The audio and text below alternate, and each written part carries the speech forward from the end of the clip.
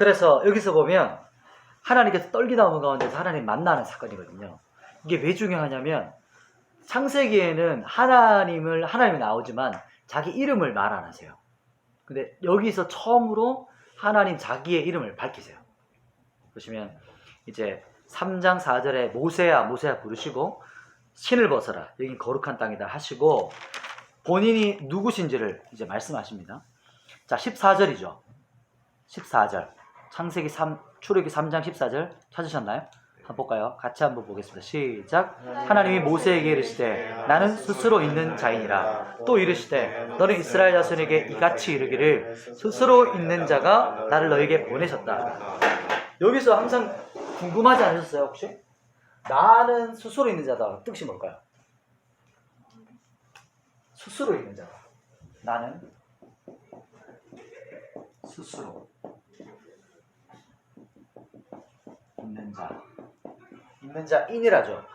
스스로 있는 자. 이게 무슨 의미일까요? 저는 항상 이게 나는 스스로 있는 자, 알 듯, 말 듯, 모를 듯, 알 듯 이런 느낌이었거든요. 이게 어떤 의미일까요? 스스로 있다. I am who I am 이렇게 표현하기도 하고 I am that I am 이렇게도 표현하는데 이게 어떤 의미를 말하는 걸까요?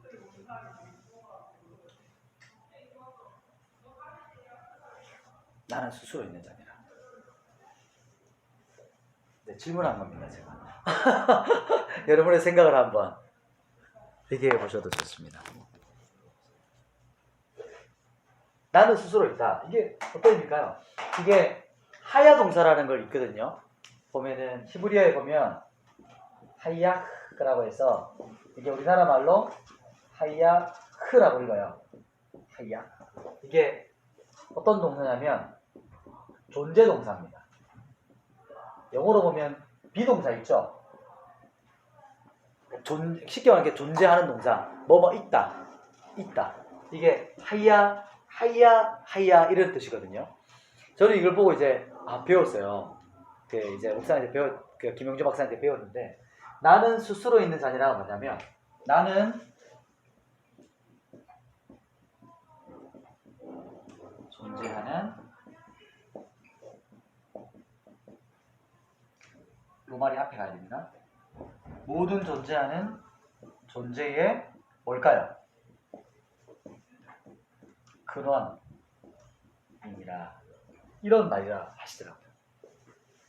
이스라엘 사람들이 생각하기에 나는 스스로 있는 자가 뭐냐? 무슨 의미냐? 나는 모든 존재의 근원이다. 그러니까 창조되지 않으신 분. 서양에서는 그런 말을 표현하거든요. 창조되지 않으신 분. 그렇게도 표현해요. 이게 바로 하나님께서 자기의 이름을 말한 그 이름입니다. 요거까지 하나 더 하면 좋겠어요. 여호와잖아요. 여호와가 뭘까요? 여호와라고 하시거든요. 이름을. 이게 그렇죠. 요드 해 바프 해라고 하거든요. 이게 히브리어예요. 요드 해 바프라고도 하고 바브라고 합니다. 바프 해라고 읽어요. 왼쪽에서부터 그러니까 오른쪽에서 왼쪽으로 읽거든요. 히브리어는 이렇게 흘러가거든요. 이게 신성사자라고 해요. 신성사자. 그러니까 거룩한 네 글자라고 표현하는 여호와라고 할 때 요드해 바프인데 이게 자음만 있어요. 자음만. 모음이 없어요. 짧게만 얘기하면 하나님의 이름을 망령되이 일컫지 말라는 계명 때문에 요드해 바프에다가 읽지를 못했어요.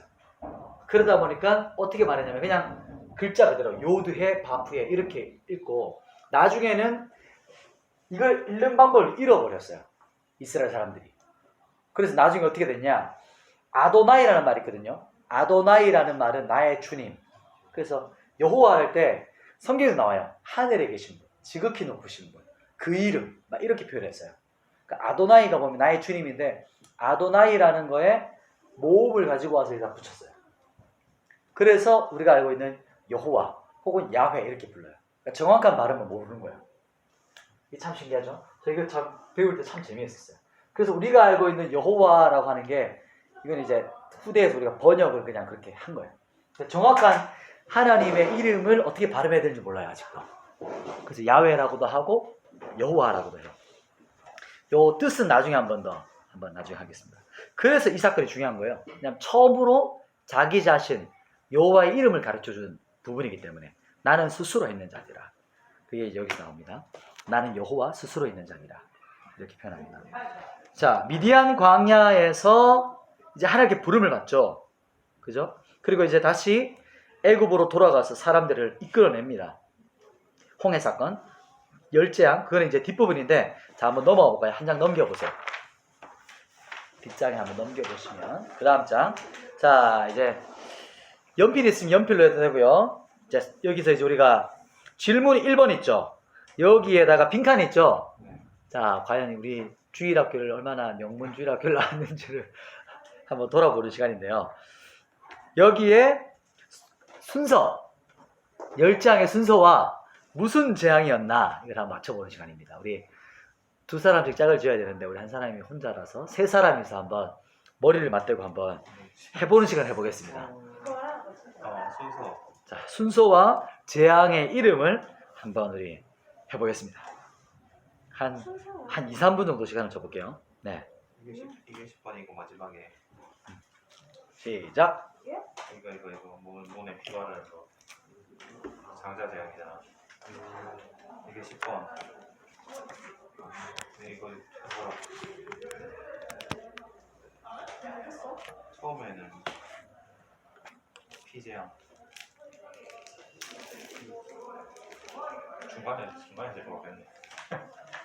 그거만 하는 거야? 피하고 마지막에 장자 제약. 물이 피가 되는 거.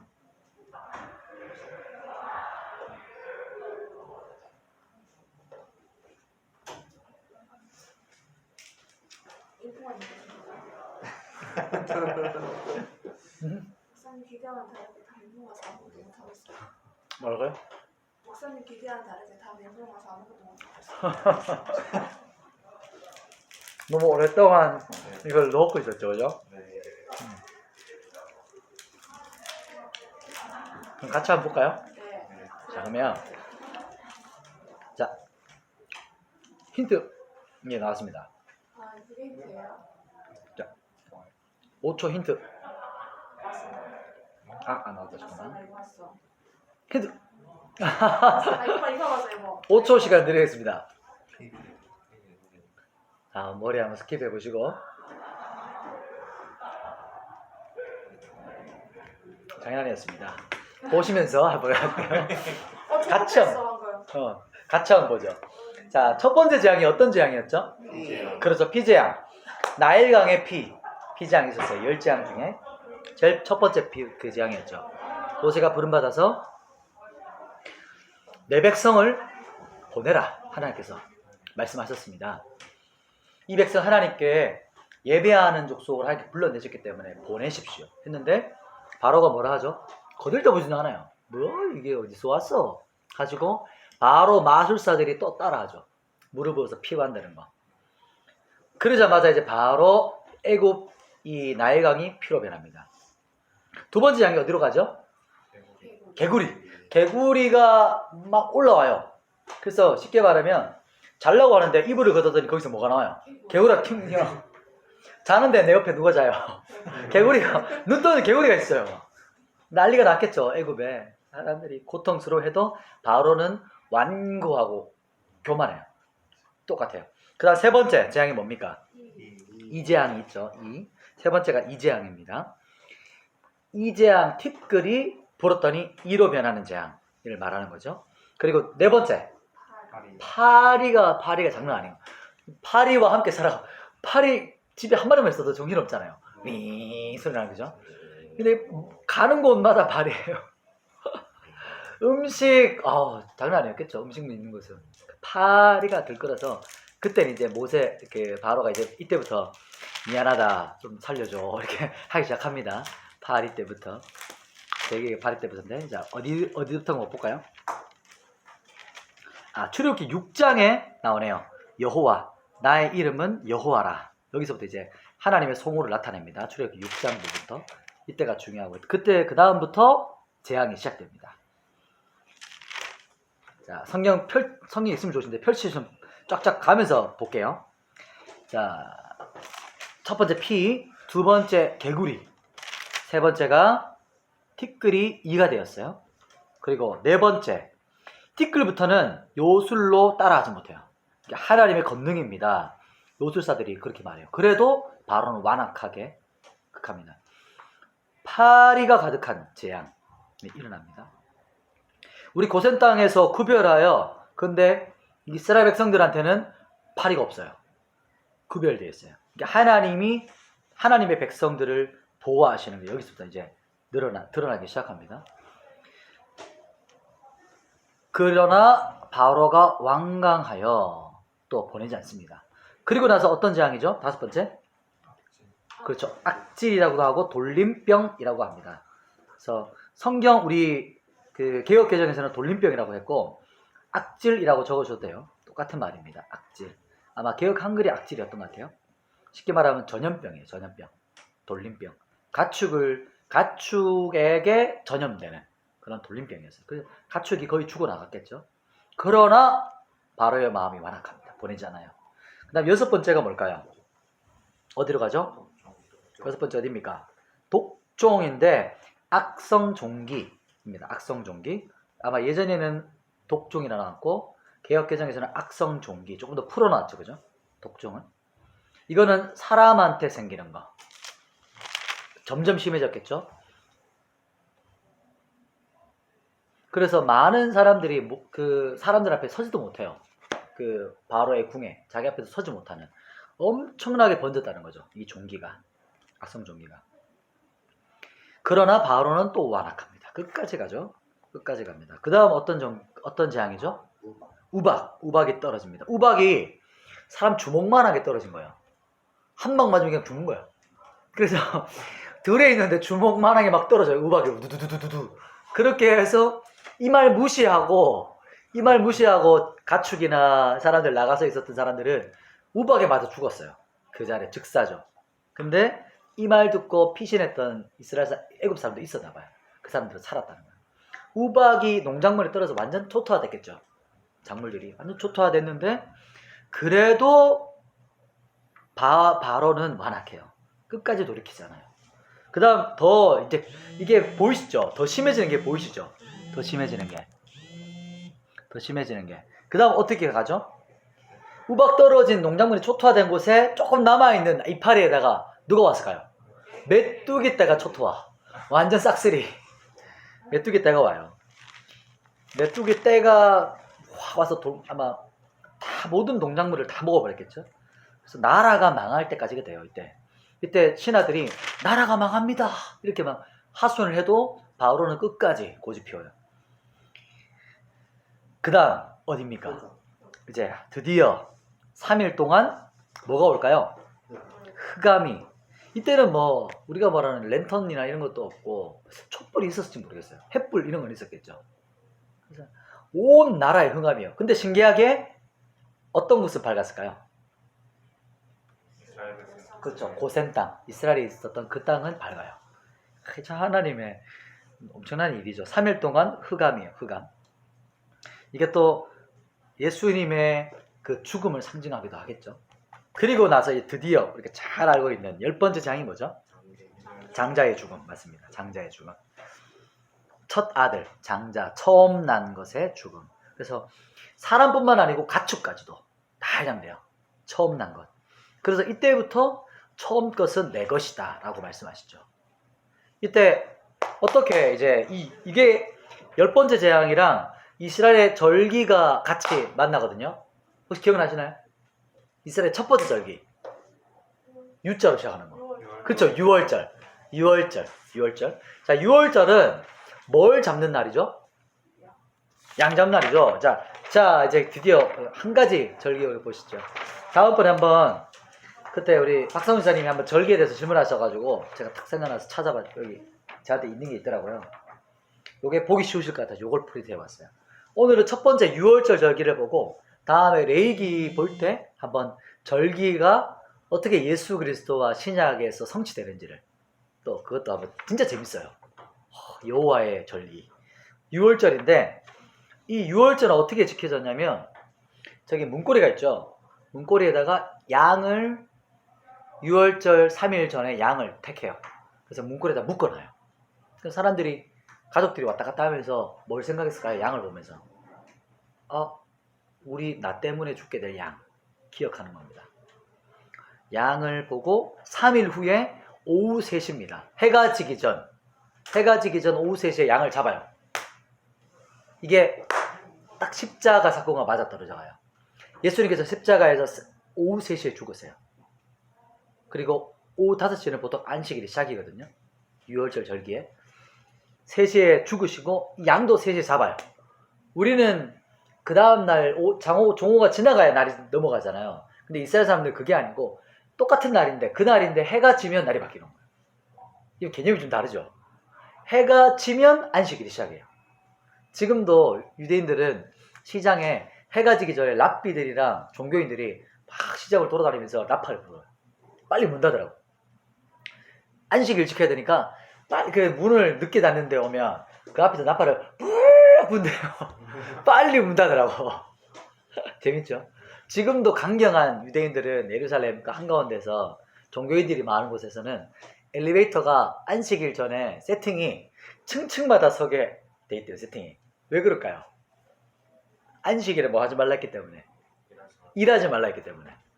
이상한 사람은 그래서 뭐 하냐면 그냥 자기는 열렸기 때문에 탔다는 거야. 근데 이거를 누르는 건 일이라는 거야.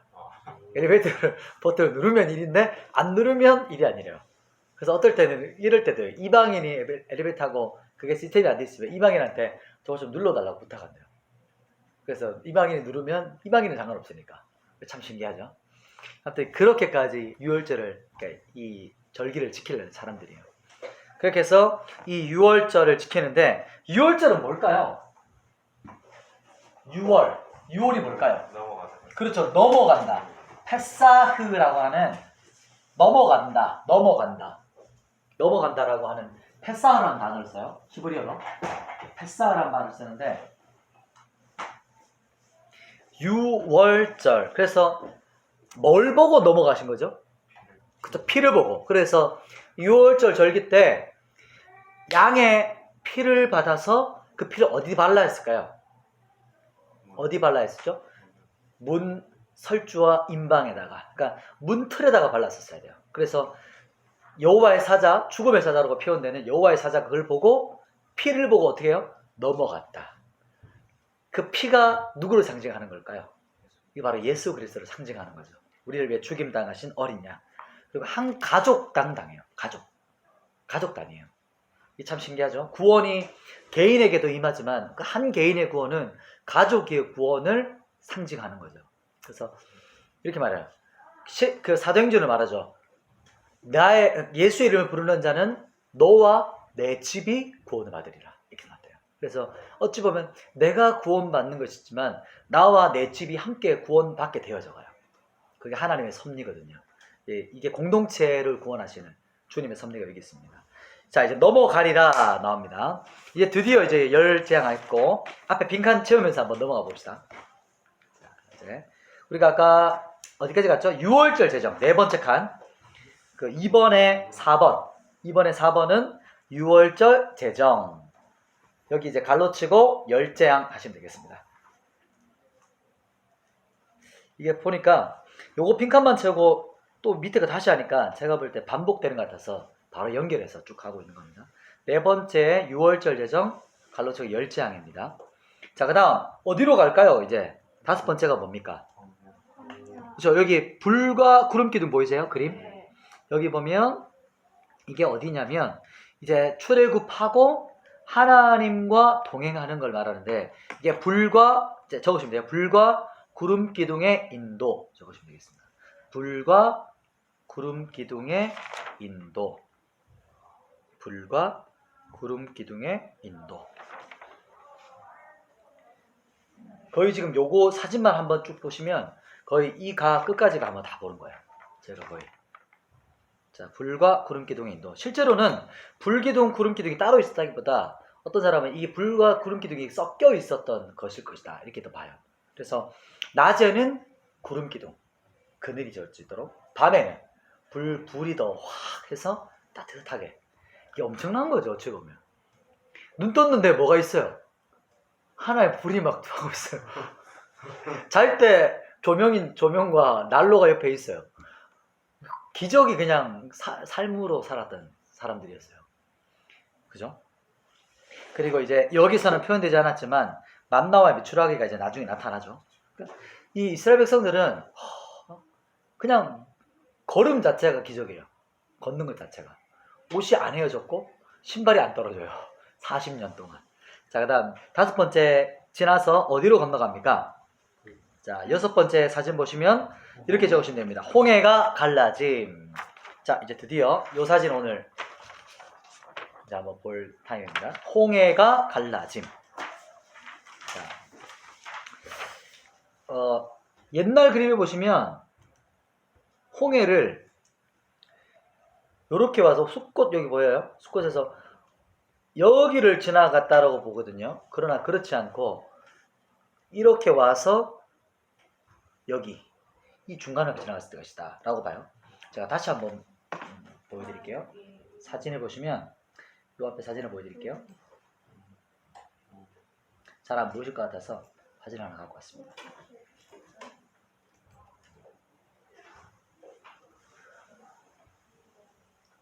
조금 화질이 아쉽죠?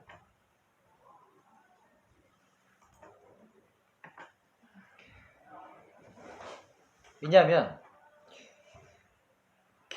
모든 예전 자료들은 여기가 나와요. 이게 튀어나온 신해산 쪽인데 그게 아니고 최근에 발견한 거 보면 제 마우스 보이죠?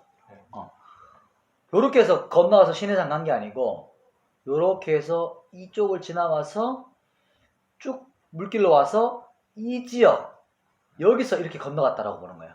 여기가 사우디아라비아거든요. 요렇게 지나갔을 것이다 봐요. 다음 사진 보여드릴게요. 무슨 말이냐면 자, 그 전 사진 보세요. 요 부분에 요걸 확대한 거예요. 요게 실제 사진으로 보면.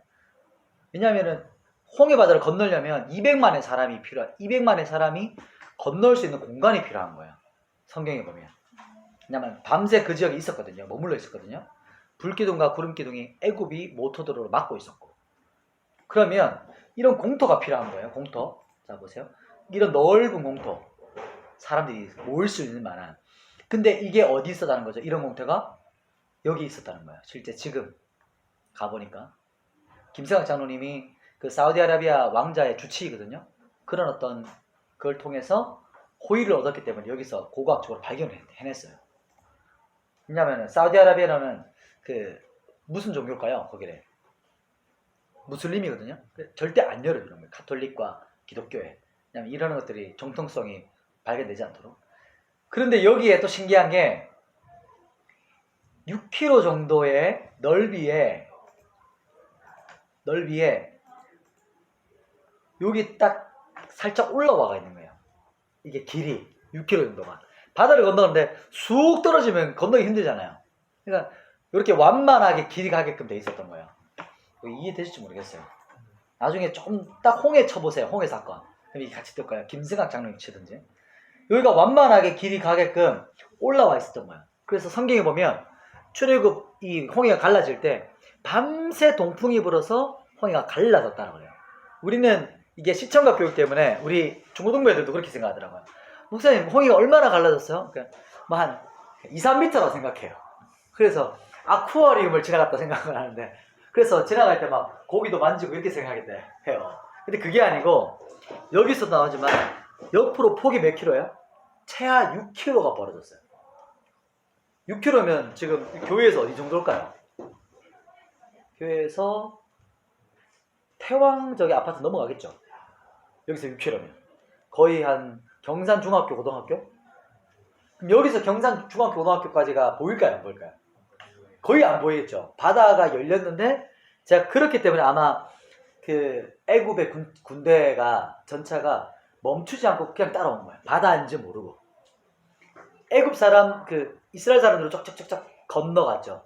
최하 6km에서 9km까지가 되어야 지파별로 한 번에 건널 수 있을 때가 봐요. 아니면은 요렇게 뭐 이게 몇 미터 이렇게 하면은 35일이 걸린대요. 건너가려면 35일. 그렇기 때문에 엄청나게 옆으로 열린 거예요. 그래서 어떤 사람은 13km다, 어떤 사람은 최하 6km다 이렇게도 봐요. 왜냐면은 지파별로 아마 모여서 쫙쫙쫙 건너갔을 거기 때문에. 그렇기 때문에 엄청난 사건이죠. 그런데 건넜는데 애굽 사람들은 따라갔다가 거기서 바로 몰사. 그걸 어떻게 알 수 있냐? 나중에 한번 인터넷 찾아보시면 여기 이 부분에서 고고학적으로 여기서 그 애굽의 그 전차의 바퀴가 발견되는 거예요. 여기서. 신기하죠? 자, 그거 보고 소름 돋았어요. 와, 이게 근거가 있구나. 그냥 그 시대 때 전차로서 바퀴가 여기서 발굴되는 거예요. 그리고 많은 유적들이 여기서 발견된대요. 그런 걸 보고 참 신기했어요. 그래서 지금 우리는 거의 이쪽으로 한 게 맞다라고 봐요. 또 한 가지는 뭐냐면 여기서 시내산, 옛날에 무조건 여기가 시내산이었거든요. 근데 그렇지 않고 이쪽이 시내산일 것이다. 왜냐? 근거가 있어요.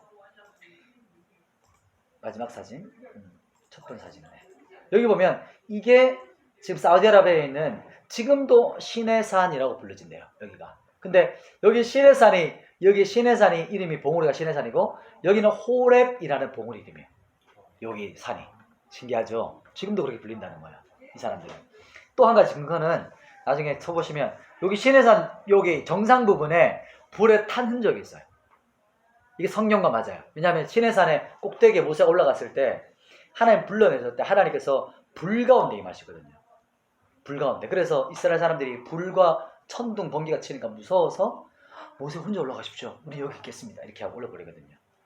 지금 그래서 이 사람들이 이거 그냥 옛날부터 타 있던 거다.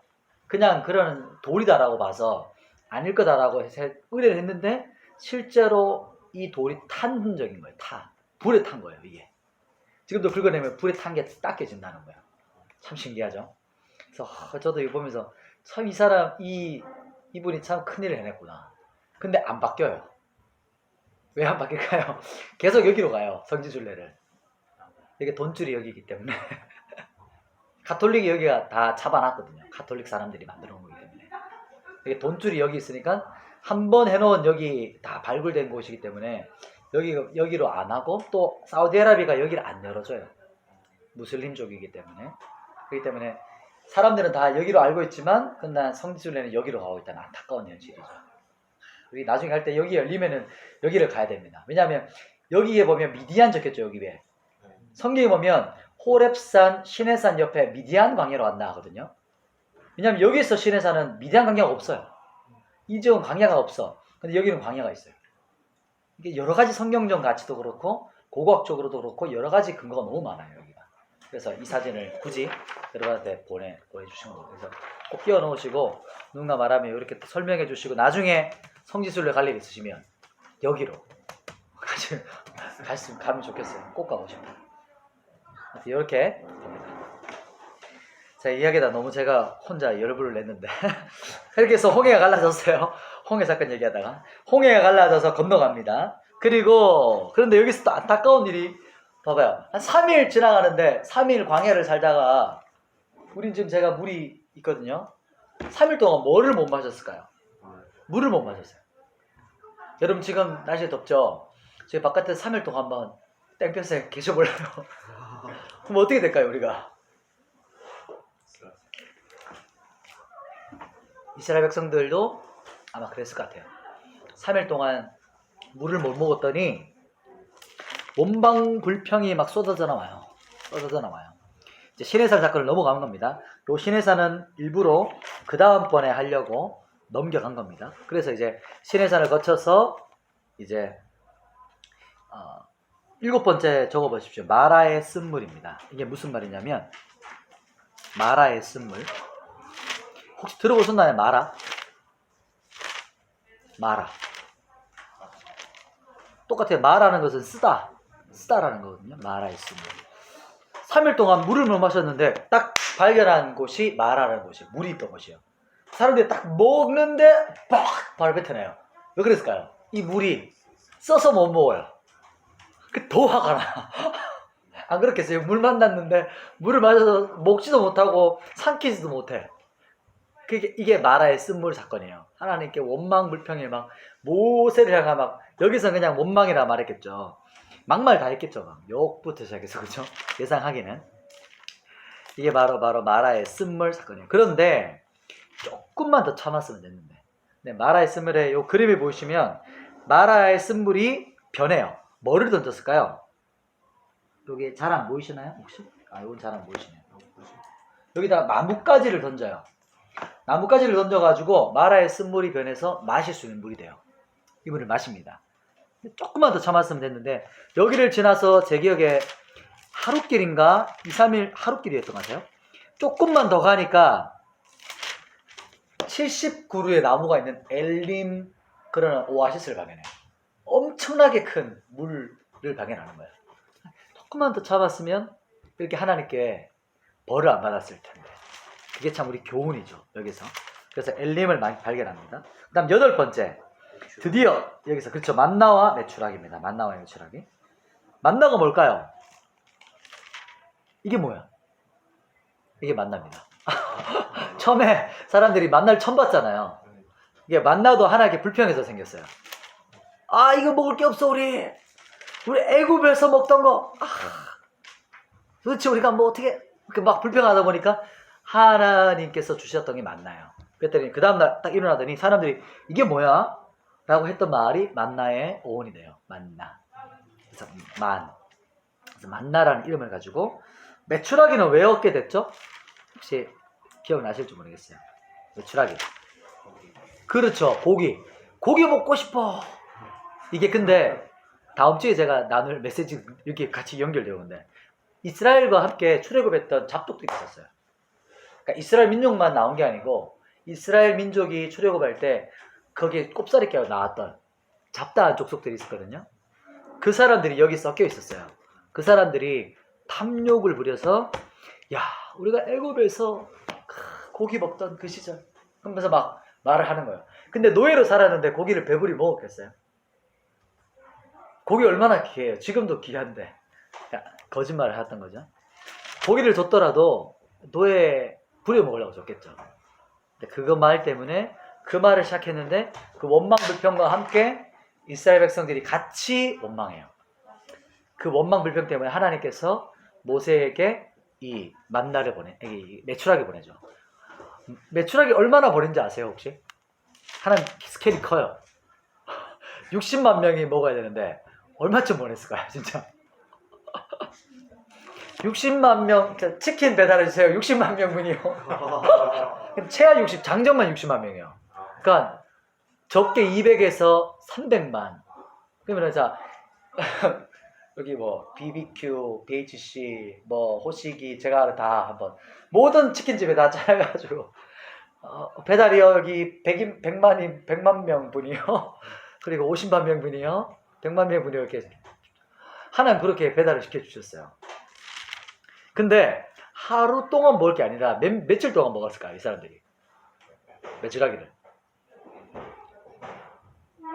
30일 정도 먹어요. 한 달 먹어요. 한 달 동안 메추라기를 먹어요. 그래서 성경에는 그들의 이 사이에 고기가 끼어 있을 때 하나님께서 재앙을 벌하세요. 30일 동안 고기 아침 저녁으로 고기 계속 고기 통닭 치킨 그 영화 기억나요 혹시? 최근에 그 무슨 영화였더라?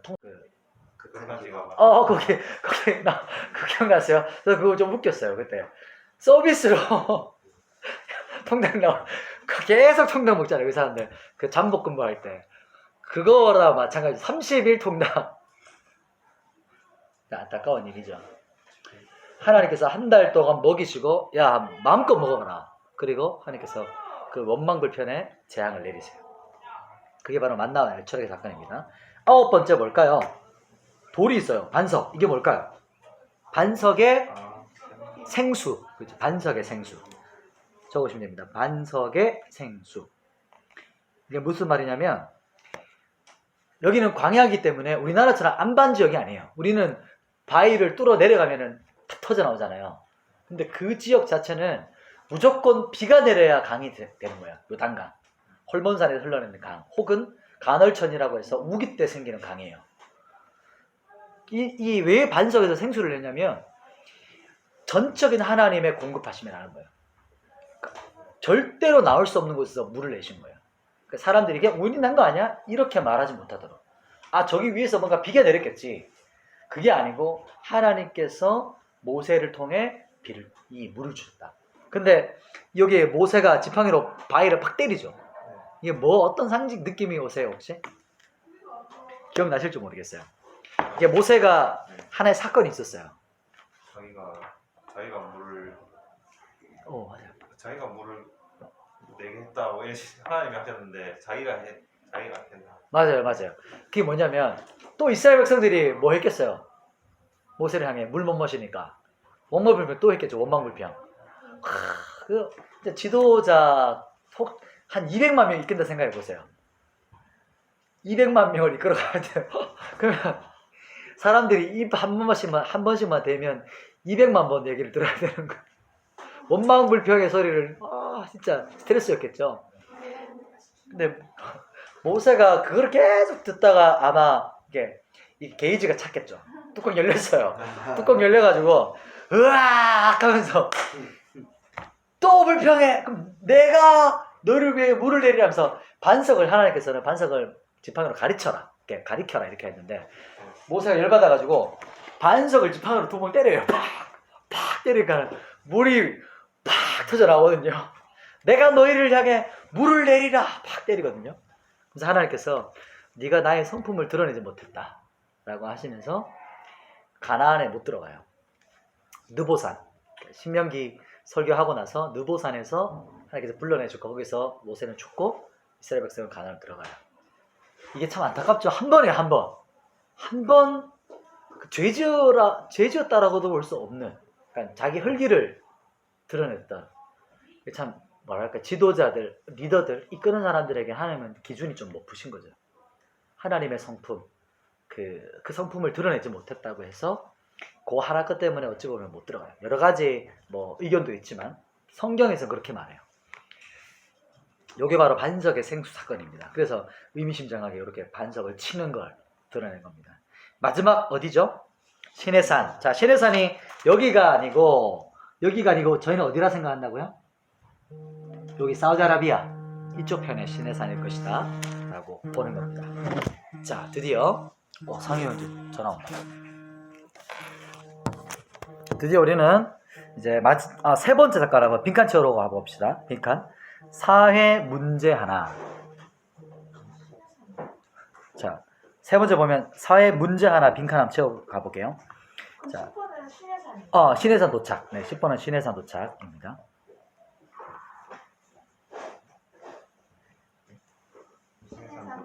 신해산 도착. 네. 자, 세 번째 보시면 요거 따옴표 있는 부분을 박상훈 선생님 한번 읽어주시겠습니까? 어느 부죠? 시작. 그러나 어느 부죠? 세 번째 사회 문제 하나 부분에. 여기 어느 부족에게 1년 365일 고된 노동을 강요하고 네. 사회적으로 그나마 물리적으로 괴로움과 학대를 가했다. 4월 30년 후 이 부족의 인구 증가할 것인가 감소할 것인가. 아무도 우리 중 대부분은 인구가 감소할 것이라고 부족할 것이다. 고통이나 학대 혹은 고된 인생의 짐은 생명력을 위축시키고 쇠약하게 만들기 때문이다. 그런데 출애굽기에는 이 문제에 대한 전혀 다른 답안이 제시되어 있다. 그렇죠. 자, 이거 진한 부분을 같이 한번 읽어보겠습니다. 시작. 그러나 학대를 받을수록 더욱 번성하여 애굽 사람이 이스라엘 자손으로 말미암아 근심하여. 이게 바로 출애굽기 우리가 아까 봤던 그 부분입니다. 지금 중복되어 있는데 쭉쭉 요거는 훑어서 내려가 볼게요. 그래서 학대, 그러니까 더 핍박이 심한데도 불구하고 더욱더 어떻게 돼요? 번성, 강성해지냐. 이게 하나님의 주권이었어요. 실제로 애굽으로 들어올 때 야곱의 가족이 몇 명이었죠? 그렇죠, 70명. 이거 기억하시면 70명. 그래서 70명이란 상징적인 숫자죠. 70. 한 부족 국가 70이라는 숫자. 이게 바로 애굽에 들어올 때 창세기 마지막, 그리고 출애굽기 초반. 그리고 몇 년이 흘러가죠? 430년. 약 400년의 노예 생활. 그리고 430년 후에 모세를 통해 애굽에 나올 때 누구? 장정만 몇 만이죠? 장정만 60만. 그러니까 남자만 60만이라는 거죠. 다 큰 사람. 우리 대구 사람의 대구 혹시 몇 명인 줄 아세요? 대구가 250만이라고 보거든요. 250만. 그러니까 거의 대구 전 인구가 출애굽. 와, 엄청나죠? 대구 인구 250만. 지금 더 많아질 수 있겠죠. 그러니까 한 가정에 4명 정도 자녀라 보면 3.5 생각해 보시면 거의 한 200에서 300만 나오는 거예요. 엄청난 숫자죠.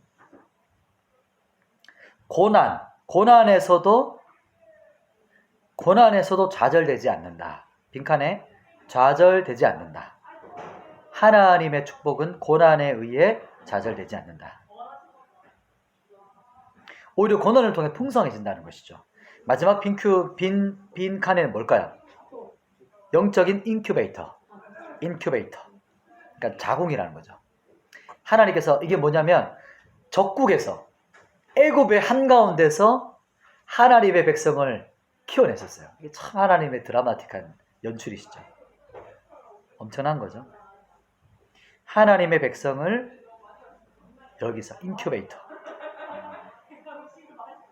여기서 민족이 이제 부족이었던 야곱의 부족이 뭐가 될까요? 이제 나라가 되는 거예요. 이스라엘이라는 나라의 이름을 주셨는데 아직 백성이 안 됐잖아요. 백성이 여기서 준비되는 거예요. 애굽에서.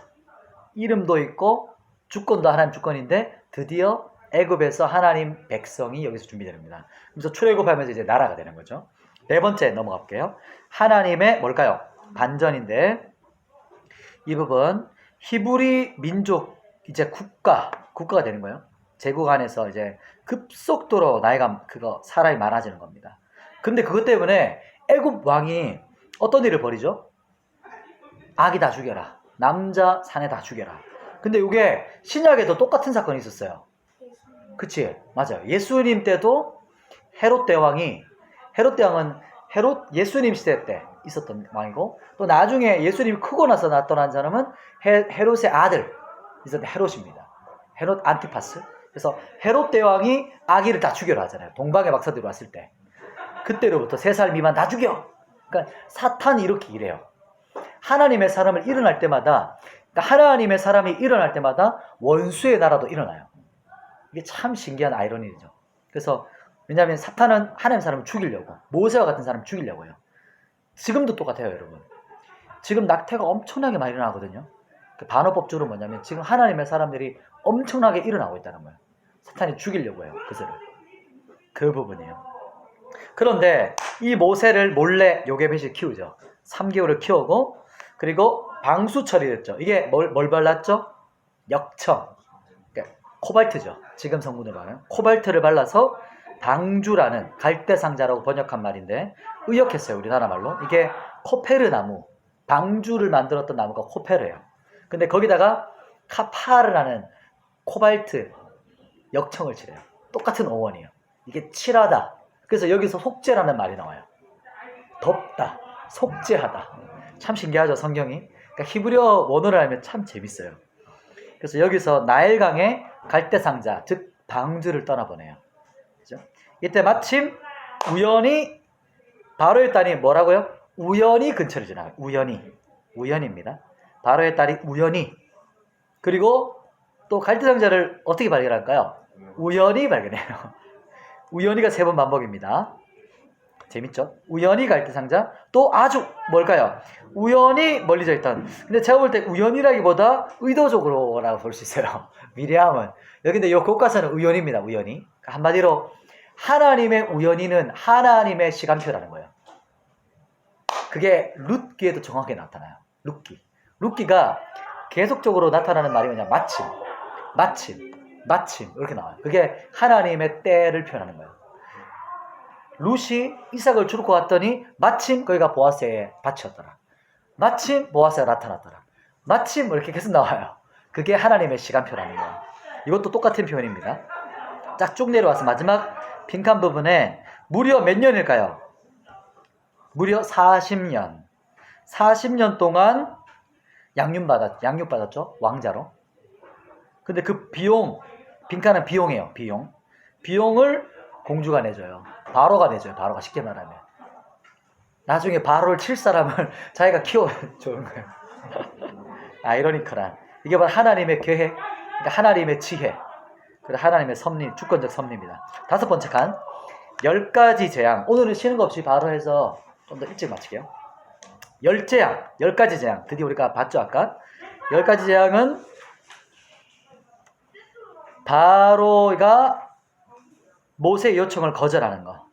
하나씩 이루어갑니다. 그 다음 장 보시면 여기 10개 재앙 우리 다 적어줬죠? 이 10재앙이 뭘 상징할까요? 왜 10가지 재앙이나 했을까요? 근데 한 방에 그냥 끝냈으면 안 됐을까요? 하나님? 우리 학생들이 그렇게 질문하더라고. 그냥 한 방에 장자 딱 죽이면 바로 가잖아. 원패스. 그래서 레이들이 딱 그렇게 질문하더라고. 왜 그랬었을까요? 기회도 맞고. 그렇죠. 또 그러면 또 조금 더 구체적으로 질문해 볼게요. 여기서 10가지 재앙을 일으킨 요 동물, 식물, 이 곤충들은 어떤 걸 상징할까요? 이것은 애굽에서 섬겼던 신들을 상징해요. 이 10가지 다. 이 사람들이 지금도 이런 우상들을 섬겨요. 그러니까 그때 고고학적으로 이 신들을 다 섬겼어요. 느낌이 오죠? 아마 보신 적 있으실 거예요. 애굽에서. 이스라엘 사람들은 이 10가지를 다 섬겼어요. 그러니까 점점 레벨이 올라가는 거죠. 마지막 장자의 죽음인데 그 다음 단 10페이지 보면 장자의 바로의 완고한 마음 10번째 급기야 장자의 뭐죠? 죽음. 이게 바로 6월절이죠. 장자의 죽음은 이게 무슨 우상일까요? 장자. 자녀인데 보면 애굽은 그 바로는 파라오라고 하잖아요. 실제로 파라오. 성경에는 바로라고 하잖아요. 파라오예요. 그래서 라의 아들이에요. 그러니까 하나님의 아들. 그러니까 라라는 신을 섬겼어요. 그래서 파라오예요. 라라는 신의 아들, 라의 아들이에요. 그러니까 장자가 죽는 것, 파라오가 죽는 것은 라라는 최고의 신을 하나님께서 진멸하신 거예요. 심판하신 거예요. 그래서 하나님께서 이 나일강도 신을 섬겼거든요. 그래서 나일강에서 항상 번제를 드렸잖아요. 여기서 우상으로 섬겼거든요. 나일강도 심판하시고 이 모든 파리, 모든 것들, 개구리, 송아지 다 하나씩 치시는 겁니다. 급기야 10번째 애굽의 장자, 첫째 것들을 다 치시는 겁니다. 6번째 6월절 어린 양 넘어가 볼게요. 6월절은 아까 패사흐라고 하는 건데요. 가장 무서운 재앙. 근데 어린 양이 뭐죠? 피. 그렇죠. 피를 어디 바르는 겁니까? 문설주와 임방. 그러니까 문틀을 말하는 거예요.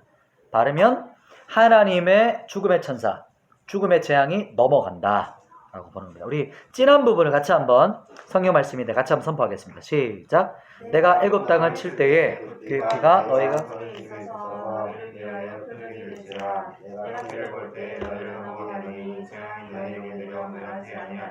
아멘.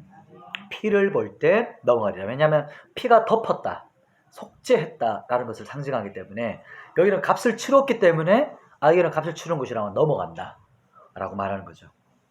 그리고 다른 방법이 있었을까 없을까요? 없다. 유일한 방법이다. 또 아이들이 이렇게 질문하더라고요. 근데 목사님 그때 안 칠한 사람도 없었을까요? 이렇게 질문해요. 그 또 다른 질문을 했어요. 혹시 애굽 사람 중에도 피 칠한 사람 없었을까요? 이렇게 질문하더라고요. 있을 법한 이야기죠, 그죠? 아마 그랬으면 왠지 모르게 넘어갔을 것 같은 느낌. 그냥 하나님께서 피를 보고 넘어가기 때문에 약속하셨기 때문에, 그죠? 아무튼 애들 보면 하다 보면 재밌는 점이 일어나요. 그래서 우리처럼 이걸 1시간 안에 못 끝내요. 항상 2시간 안에 질문이 많아요. 계속 막 따라 들어가요. 근데 그 질문들이 좋은 질문들이에요. 보면은 기발해요, 보면은. 그리고 앞에도 여러 가지 질문도 있었는데 지금 생각이 안 나는데 저도 질문 들을 때마다 재밌어요. 한 번씩 이상한 질문도 있어요. 근데 어떤 건 신성모독 질문도 있어요. 뭐. 아무튼 근데 애들이 기발해요. 여기서도 그런 질문을 하더라고요. 아마 저는 제가 믿기로는 그렇게 안 하셨을까. 근데 제가 초등학교 때 그렇게 생각했어요.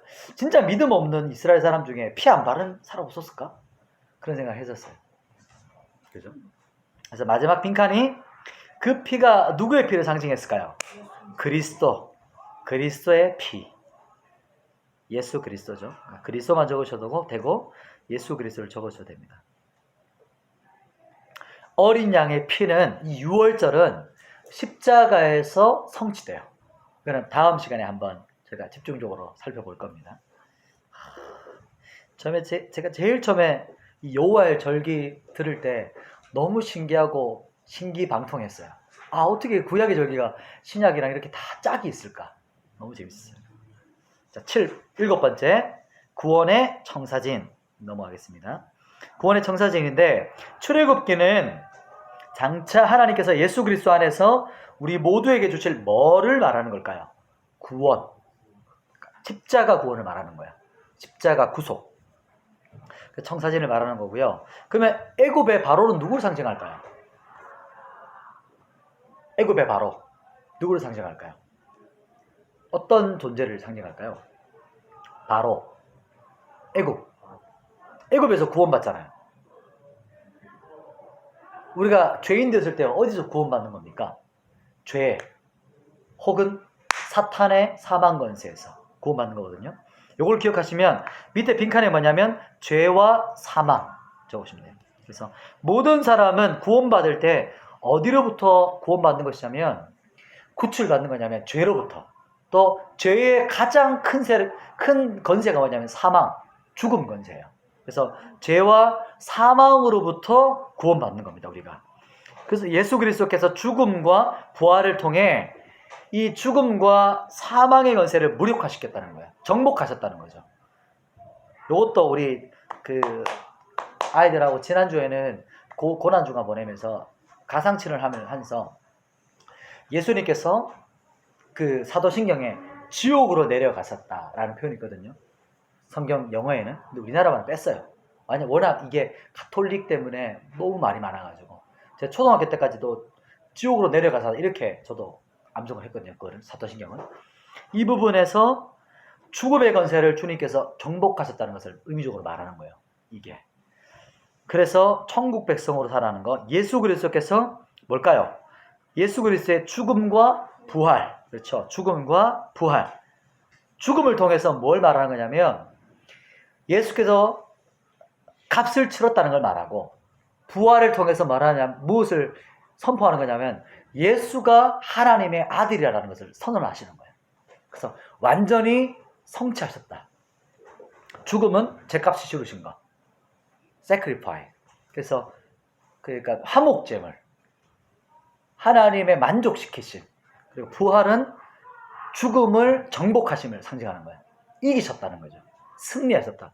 죽고 끝. 그럼 우리는 믿을 필요 없어요. 예수님도 그냥 죽으신 거예요. 근데 부활이 있기 때문에 우리가 예수 그리스도를 믿는 거죠. 죽음을 통해 값을 치르셨고 부활을 통해 그 값을 치렀다는 것을 증거하신 거예요. 하나님께서 부활하셨다. 네, 8번째 넘어가겠습니다. 그리고 구원의 양면성인데요. 이게 참 중요해요.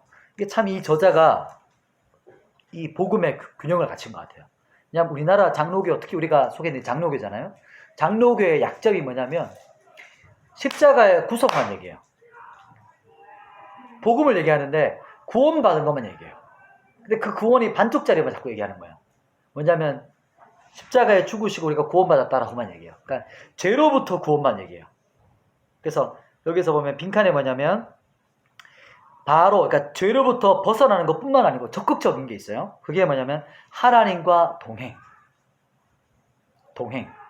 왜 구원받았냐? 왜 너희를 구원했냐? 하나님께서 우리와 함께 하시기 위해서 구원하셨다는 거예요. 그러니까 이까지 가야 되는 거죠, 우리가. 이게 더 풍성한 거예요. 그냥 죄로부터만 구원받는 거는 반쪽이에요. 이거 진짜 구원이 아니에요. 그리고 성경 말씀 한번 선포해 보겠습니다. 요한복음 10장 10절이죠. 찐한 부분이에요. 시작. 내가 온 것은 양으로 생명을 얻게 하고 더 풍성히 얻게 하라는 것이라. 네. 생명이고 뒷부분은 풍성입니다. 생명 얻는다는 것은 죄로부터 구원받는 이 소극적인. 이것도 중요하죠. 왜냐하면 여기서 구원받아야 시작이니까. 근데 더 풍성이라는 것은 적극적인 거야. 동행을 말하는 겁니다. 동행이라는 것은 광야 시대를 말하는 거예요. 광야 시대. 그게 이제 빈칸에 이제 적어 보십시오. 빈칸 3가지 있죠.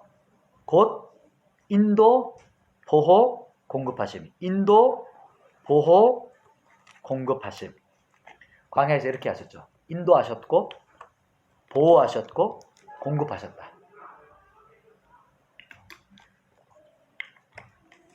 그게 동행의 삶이고, 또 동행의 삶은 출애굽기에서 어떤 기둥이었죠? 불과 구름 기둥. 불과 기름 기둥. 불과 구름 기둥. 날마다 내려주신 것은 만나입니다. 메추라기는 아마 조금 아닐 수도 있어요. 아마 만나, 쉼표하고 그 뒷부분 메추라기예요. 매일마다 만나가 내렸어요. 그래서 6일 동안 거두고 마지막은 이틀치를 거뒀죠. 일용할 양식을 주시옵고, 그게 바로 일용할, 그러니까 우리에게 그날 필요한 만큼 24시간도 포함되지만 그 이상을 말해요. 왜냐하면 안식일은 이틀치잖아요. 그러니까 우리가 하나님께 구할 것은 우리가 매일마다 살아가는 충분한 양. 뒷부분에는 반석에서 뭐를 냈죠? 생수. 그래서 예수님이 나는 생수다. 나는 너희를 살리는, 내게로 와서 마시라. 이렇게 말씀하시거든요. 생수. 자, 제일 밑에 칸에 그런데 안타까운 거, 광야 미드바르에서 살아가는 동안 뭐 했죠? 원망불평. 민수기 보면 이게 키워드예요. 원망불평. 근데 히브리어는 따바르. 근데 우리나라 말 번역할 때 원망불평. 뒷부분에는 원망불평을 버리고 믿음과 순종. 마지막입니다. 이제 믿음과 순종의 태도로 동행해야 한다. 이게 오늘 마지막까지 봤던 부분입니다. 이제 마지막 슬라이드 보시고 다시 한번 기도했으면 좋겠어요.